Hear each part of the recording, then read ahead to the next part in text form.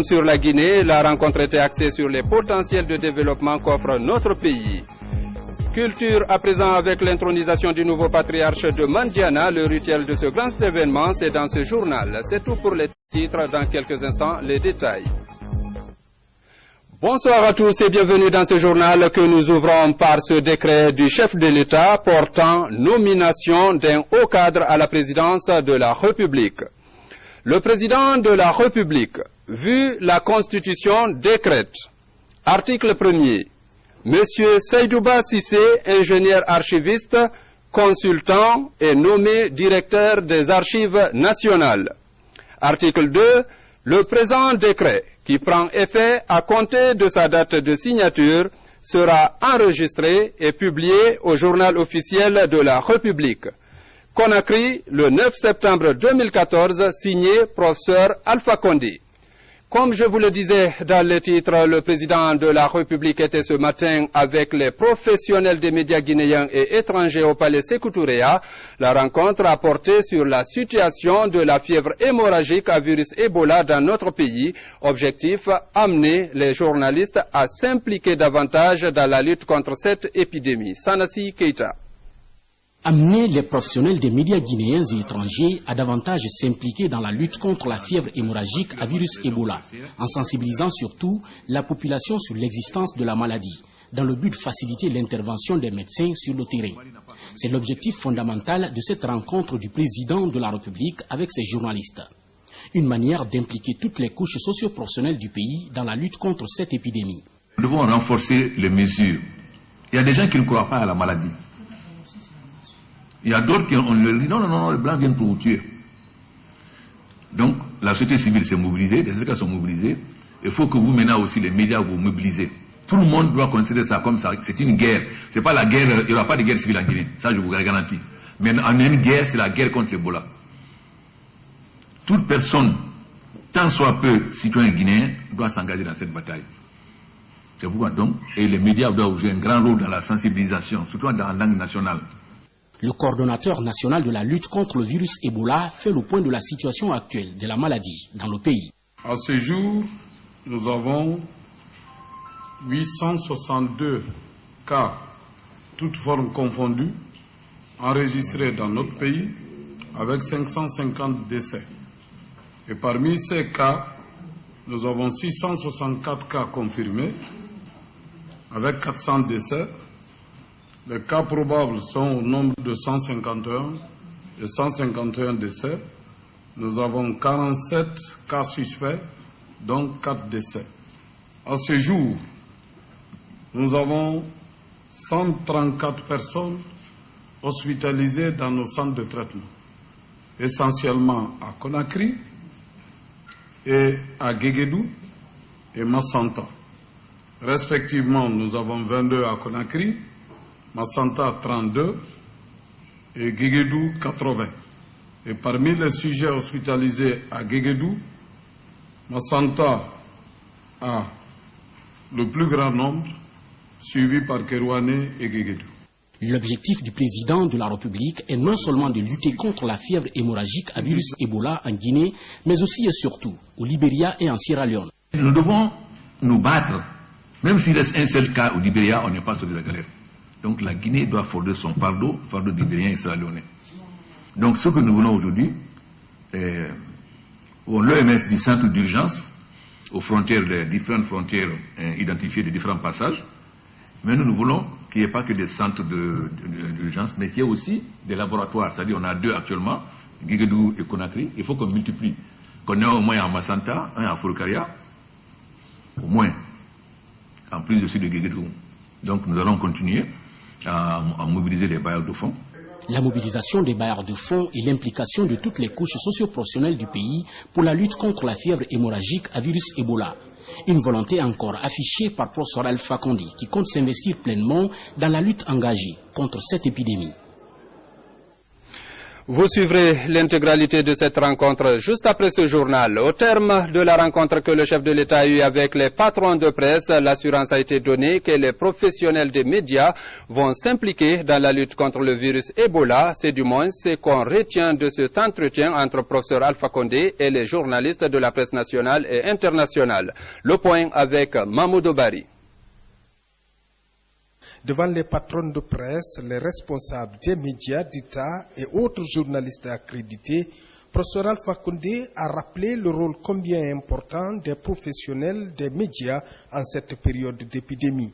Cette préoccupation du chef de l'État a suscité un élan de solidarité chez les responsables des médias. J'avoue que j'ai été impressionné par la sincérité du chef de l'État, sa farouche volonté d'en finir avec cette maladie le plus tôt possible. En guise de réponse, notre union ne tardera pas à mettre en place un mécanisme qui lui permette de s'impliquer davantage dans la campagne. Je pense aujourd'hui que tout organe responsable doit vraiment s'impliquer parce que, comme il l'a dit le président, c'est une guerre qui est menée. Il faut vraiment l'implication de tout le monde. Je pense que c'est super important parce que la nation avant tout. La coordination nationale de riposte à Ebola estime aujourd'hui à 70 millions de dollars l'enveloppe devant permettre de lutter efficacement contre cette épidémie sur le terrain.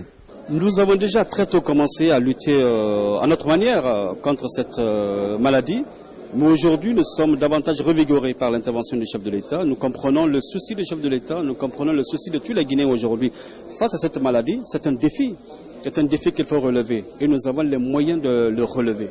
Nous avons les moyens de bouter cette maladie hors du pays à travers une bonne sensibilisation, à travers une bonne information, à travers une communication saine en direction des communautés rurales et celles des villes. Nous avons un grand exemple aujourd'hui. Nous avons l'exemple de Télémélé, où la population, dans sa majorité, a accepté de collaborer et finalement on a bouté Ebola hors de la préfecture de Télémélé. Si ça a été possible à Télémélé, ça peut être possible dans les autres coins de la Guinée. Nous sommes tenus d'accompagner le père de famille. Il est conscient de la crise qui frappe actuellement toute la famille guinéenne et nous sommes tenus de l'accompagner dans nos réflexions, dans nos analyses et dans tout ce qu'on a comme plan de travail au niveau de la radio et de la télévision. Je crois que c'est une urgence, c'est un défi à relever. C'est plus normal que ça, qu'aujourd'hui, que chacun de nous, que tout Guinéen, quel qu'en soit le niveau où il est, puisse s'impliquer.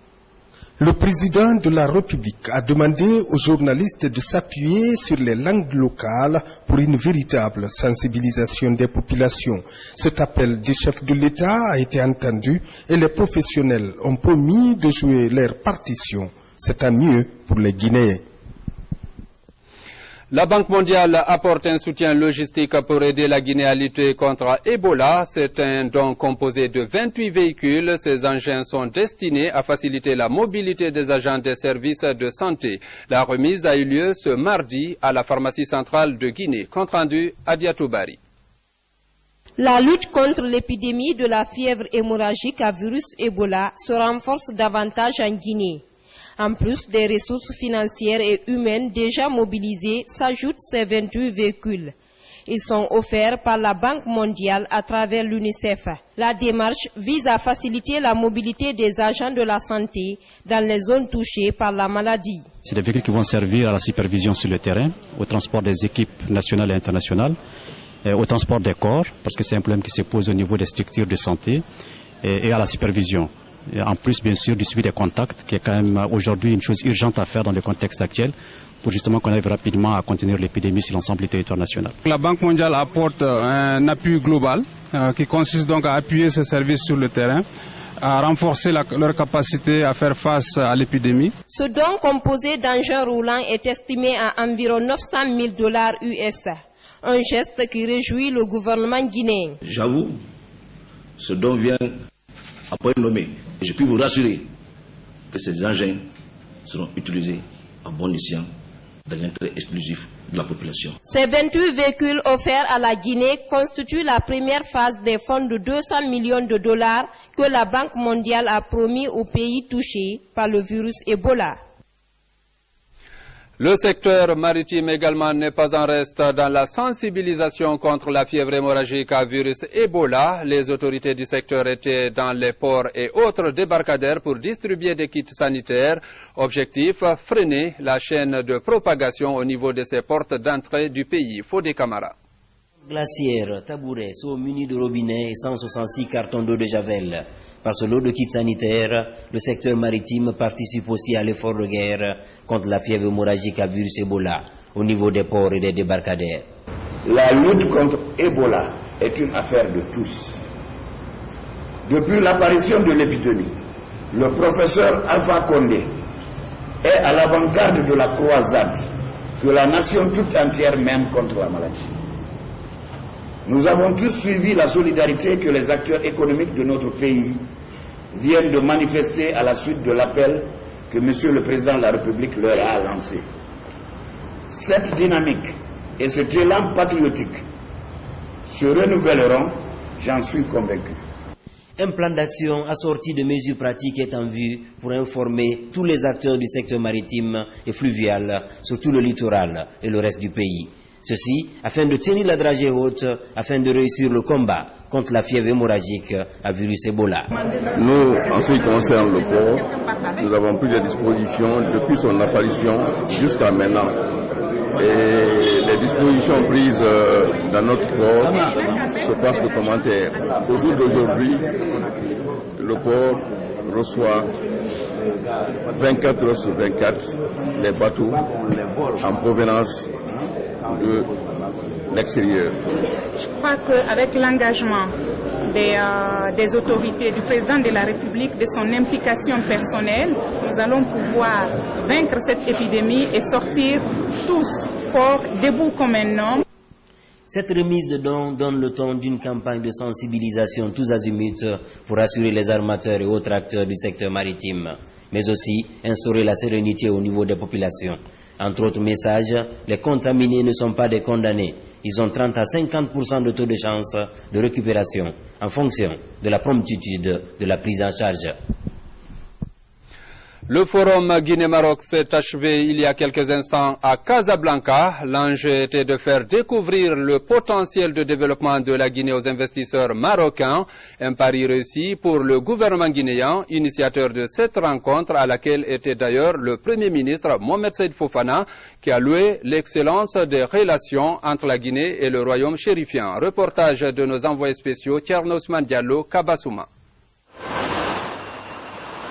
Ils sont nombreux, les entrepreneurs marocains et guinéens, à s'être rendus à Casablanca pour le Forum économique Guinée-Maroc. Placé sous le thème « Cap Guinée, une économie à construire et des opportunités à saisir », le Forum de Casablanca est pour le gouvernement guinéen l'occasion de partager les réformes engagées et présenter les facilités offertes aux investisseurs. La Guinée a parcouru un long chemin vers son aspiration d'émergence rapide et rétabli la stabilité de son cadre macroéconomique grâce à l'engagement du gouvernement dans la conduite des réformes économiques et sectorielles, notamment à travers l'assainissement des finances publiques et une gestion budgétaire et monétaire prudente. Plusieurs entreprises marocaines évoluent en Guinée dans divers secteurs de la vie économique. Ce forum a permis de rapprocher davantage les entrepreneurs des deux pays et susciter un nouvel espoir. Nous voulons plus que de simples relations commerciales. Nous avons le vœu, conformément à l'ambition affichée par Sa Majesté le roi Mohamed VI, de voir émerger un tissu productif commun. Notre souhait est que les entreprises marocaines intègrent et s'intègrent dans le tissu économique guinéen et vice-versa. Le Forum économique Guinée-Maroc est le résultat de la récente visite du chef de l'État, professeur Alpha Condé, au royaume chérifien, et celle du roi du Maroc en mars dernier à Conakry. Le Maroc n'a pas voulu repousser la date de sa tenue, alors qu'en Guinée, le combat contre la fièvre hémorragique à virus Ebola est d'actualité. Un geste qui marque le gouvernement guinéen, appréciant ainsi l'esprit d'intégration africaine voulu par le roi Mohamed VI. Comme on le dit souvent, c'est dans les moments difficiles que l'on reconnaît ses vrais amis. Le Maroc a encore une fois montré au monde entier et pour l'histoire qu'il est une grande nation. Car au moment où nos pays sont stigmatisés, où les portes se ferment devant nous, le roi Mohamed VI, que Dieu l'assiste, a, lui, ouvert les portes de son pays à ses frères africains pour leur témoigner sa solidarité et son soutien à la lutte que nous menons contre Ebola. La semaine dernière, c'est ici au Maroc, précisément à Casablanca, que l'équipe de football de Guinée a pu organiser et gagner son match aller des qualifications de la Coupe d'Afrique des Nations 2015 contre le Togo. Aujourd'hui, nous sommes encore revenus au Maroc pour parler de coopération et de développement. Le peuple de Guinée s'en souviendra et saura apprécier à sa juste valeur cet élan du cœur.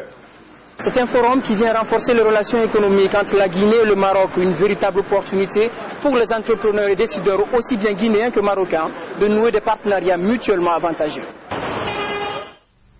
Merci Tchernosman Diallo. Retour en Guinée, la préfecture de Bofa a été frappée par un vent violent. Les dégâts sont énormes. L'école nationale de la police située à Kafilia a pris un coup dur. Le constat dans ce reportage de Fatoumata Kourouma et de Djomo Kaba. Des bâtiments décoiffés, des arbres déracinés. C'est le nouveau visage qu'offre aujourd'hui l'école nationale de la police de Kafilia à Tamita, dans la préfecture de Bofa. Une pluie torrentielle est à l'origine de ce désastre. C'est le samedi à environ de 15 h. J'étais avec mes coordinateurs, mes chefs. On était au manger chez lui là-bas. J'étais là-bas, madame était à la maison. Seulement, je l'ai vu en courant sortir avec le vent vers chez le commandant là-bas. J'ai vu maintenant tous mes bâtiments maintenant décoiffés. Je suis venu maintenant voir là-bas. J'ai vu que je n'ai pas trouvé aucun de mes défauts qui était propre là-bas maintenant. Tout a été envoyé par le vent. 17 des 54 bâtiments de cette école sont complètement endommagés. Face aux dégâts, les responsables de l'établissement lancent un SOS. Il y a eu beaucoup de vents qui ont passé ici, mais cette fois-ci, ça m'a touché de plus qu'un titre. On veut que l'autorité nous aide à réparer de ce qui a été gâté à l'école. L'une des préoccupations majeures des autorités de la sécurité et de la protection civile est de voir l'établissement national de la police de Kafilia reconstruit. Le ministre de la Communication s'est rendu à la radio rurale de Kindia. Aluseni Makanera Kake était parti pour s'enquérir des réalités liées au fonctionnement de cette radio basée dans le Kenya. Plusieurs mesures ont été annoncées pour améliorer le fonctionnement de cette station de Kindia. Compte rendu Bernard Tongino. Kindia, l'une des villes qui bénéficient des services de la radio rurale. Depuis le 15 décembre 1992, date du lancement de ses premières émissions, cette station communautaire résiste au temps et s'adapte aux défis logistiques. Grâce à l'appui technique et financier des autorités, la radio poursuit ses émissions. Cependant, plusieurs défis restent à relever. Nous émettons tous les jours de 6 h à midi et les soirs de 18 h à 0 h. Mais le problème crucial, c'est la source d'énergie. Parce que tous les mois, il nous faut dépenser environ 4 500 000 tous les mois. Donc le problème, c'est ça. Pour évaluer les difficultés de cette radio rurale, le ministre de la Communication effectue une visite des installations. Au terme du constat et des entretiens, de nouvelles dispositions sont annoncées. Nous allons chercher rapidement à trouver des solutions pour résoudre le problème d'énergie. Heureusement, aujourd'hui, les techniciens ont dépanné les émetteurs qui sont en panne, c'est-à-dire les émetteurs de radio et de télévision nationale, mais qui malheureusement ne peuvent pas fonctionner aujourd'hui parce qu'il n'y a pas d'énergie. Dès que nous allons arriver à Conakry, le cabinet va se retrouver pour solutionner rapidement ce problème. Avec une zone de couverture qui s'étend sur plusieurs préfectures de la Basse-Côte, la radio rurale de Kindia consacre essentiellement ses programmes à la promotion des activités agricoles. Moyen d'information et de sensibilisation en dialecte soso, la station bénéficie d'une large audience auprès des populations de la ville des agrumes. Direction Mandiana, c'est dans le Wassoulon pour parler de l'intronisation du 20e patriarche de la dite préfecture. Son nom, Malado Kassim Diallo. Il succède à Mariam Sekou Diallo, lui décédé. Ce rituel date de la fondation de Mandiana. Les moments forts de cet événement avec Sekou Fernand Kourouma. Mandiana, dans le Wassoulou. De glorieuses pages de l'histoire des empires se sont écrites ici. Niani, la capitale de l'Empire du Mali, a encore ses vestiges sur ces terres. Vers 1868, le vieux Mandian créa Mandiana Koro. Avant sa mort, il fonda Madiana Koura, où il installa Badikoulin Diallo comme chef du village. Depuis, la lignée du frère aîné Diallo, entourée des Sidibé, Diakité et Sangaré, tiennent les rênes de la chefferie. Un contexte dans lequel Malado Kassim Diallo, 85 ans, succède à Mariama Sekou Diallo, décédé. Les 7 villages de Diallo, de Mandia aujourd'hui, désigné et intronisé le doyen qui va aujourd'hui être leur autorité coutumière. La manifestation a été une excellente réussite. Les 7 villages plus tous les villages environnants, accompagnés des villages du Mandé, se sont retrouvés pour réserver à cette grande cérémonie un cachet tout particulier. Mais Mandiana a aussi connu des moments sombres de son histoire, quand on sait que des conflits intercommunautaires ont endeuillé de nombreuses familles. À la lueur de cette triste réalité, s'est tenu le Forum de la Réconciliation, une rencontre qui a pansé les plaies et permet aux populations de regarder dans la direction du développement de leur préfecture. Avec l'intronisation du patriarche, Madiana fortifie ses liens fraternels. À présent, nous vous donnons lecture de ce communiqué. Le ministre délégué au budget a l'honneur de porter à la connaissance de tous les détenteurs de véhicules à moteur, de cyclomoteurs et autres engins que la vente des vignettes a débuté depuis le lundi 4 août 2014 sur toute l'étendue du territoire national. Le ministre délégué au budget invite tous les usagers des véhicules à moteur au paiement de la vignette avant le vendredi 3 octobre 2014.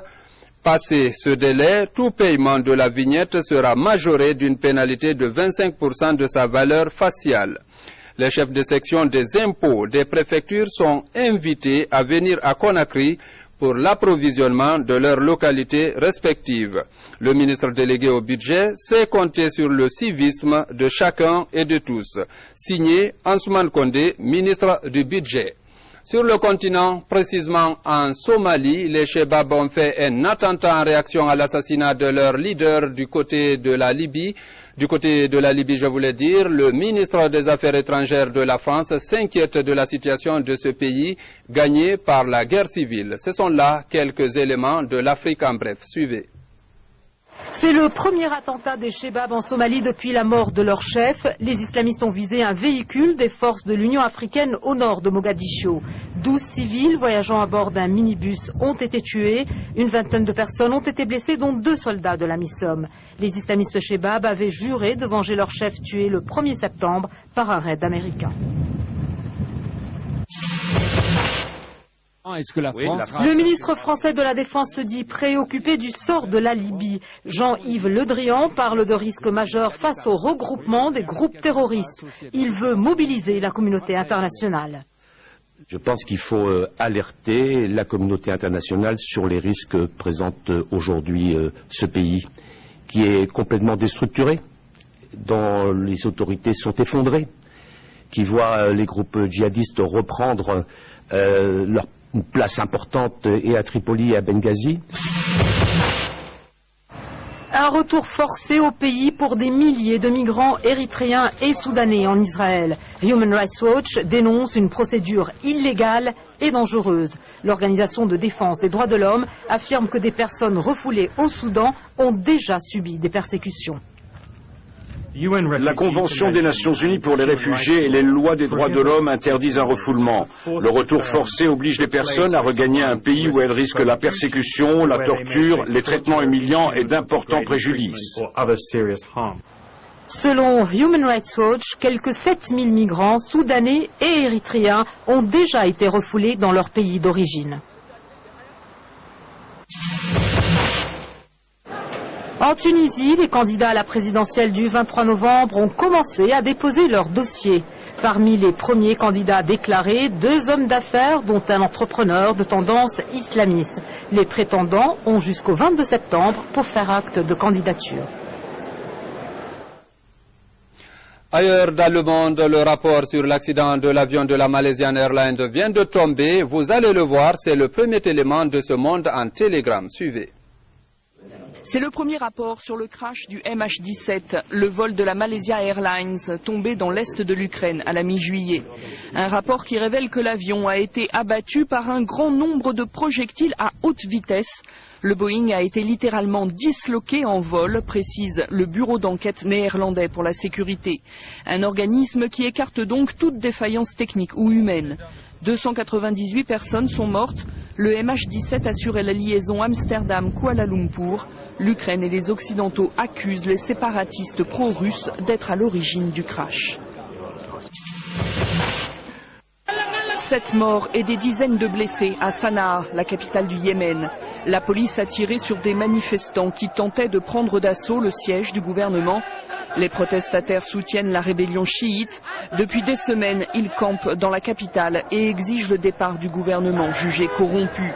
Derrière ce mouvement, une lutte d'influence avant l'organisation du pays en 6 provinces. Les chiites sont majoritaires dans le nord, alors qu'à l'échelle nationale, cela reste les sunnites. Explosion dans le métro chilien à Santiago. 14 personnes ont été blessées. L'acte n'a pas été revendiqué, mais le gouvernement le qualifie de terroriste. Les enquêteurs ont rapidement bouclé le secteur. L'explosion a eu lieu dans une zone commerciale de la station qui se trouve sur la ligne de métro la plus fréquentée de la capitale chilienne. Plusieurs heures d'affrontements à Jérusalem-Est entre des manifestants et les forces anti-émeutes. Ces heurts se sont produits après l'annonce de la mort d'un jeune Palestinien blessé quelques jours plus tôt par la police israélienne dans des circonstances incertaines. Le ministre israélien de la Justice a ouvert une enquête. Retour en Guinée, dans la commune de Matoto, une amicale de jeunes diplômés envisage de travailler pour la consolidation de l'unité nationale.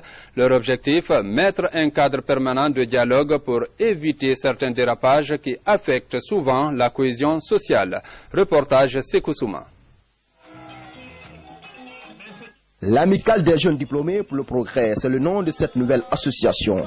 Elle lance officiellement ses activités qui sont, entre autres, la promotion de la culture et l'excellence, le développement de la vertu citoyenne, mais aussi la participation des jeunes dans le développement socio-économique du pays. On dit de créer une structure qui permet de renforcer les talents, de renforcer, disons, l'union, de la cohésion entre les jeunes, et comme ça, pour se projeter pour l'avenir. Quand les jeunes se retrouvent dans une structure fêtière et aussi donnent comme créneau soutenir le premier magistrat du pays, ça fait plaisir. Tous diplômés des universités et institutions d'enseignement professionnel du pays, ces jeunes ont décidé de mettre en place cette plateforme de concertation, de réflexion, afin de servir la Guinée et non se servir d'elle. Le professeur Alpha Condé a dédié son mandat à la jeunesse. Et si nous voyons qu'il y a une partie de jeunesse de diplômés qui se sont mis en organisation pour promouvoir au développement de ce pays, on ne peut que les encourager, les soutenir dans toutes leurs actions. Créée en février 2014, l'amicale des jeunes diplômés pour le progrès compte une centaine de membres. À travers les débats, conférences, formations et forums, il entend regrouper tous les jeunes diplômés pour qu'ils se prennent en charge, pour tirer le pays vers un développement durable.